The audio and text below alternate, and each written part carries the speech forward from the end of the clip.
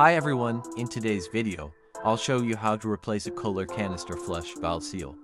This is the little red ring at the bottom of the tank, and when it wears out, your toilet will constantly leak water down the drain. The good news, replacing it is quick and simple. Let's get started. Step 1. Shut off the water. First, turn off the water supply to your toilet.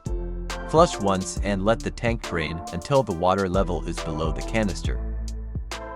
Step 2. Remove the canister. This is your canister. Sometimes the chain is too tight, so I'm going to give mine one extra link of slack so it works more smoothly. Next, move the fill hose out of the way. Push down on the canister and give it a quarter turn counterclockwise. That unlocks it so you can lift it straight out. Unhook the chain from the flush lever. It can be a little tricky, but take your time. Step 3. Replace the seal. Here's the old seal, just pull it off. Very simple. Now take the new seal. These come in different colors, red, yellow, or orange, but as long as it's labeled for Kohler Class 5 canisters, it will fit.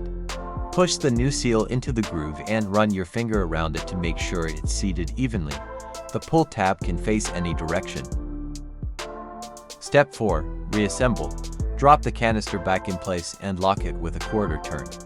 Reattach the chain, leaving about 1 or 2 links of slack so it's not too tight. Reconnect the fill hose. Step 5. Test the flush. Turn the water supply back on and let the tank fill. The water level should sit about half an inch below the top of the canister. Now test it out. A quick press gives you a light flush for liquids. Holding the handle down gives a full flush for solids.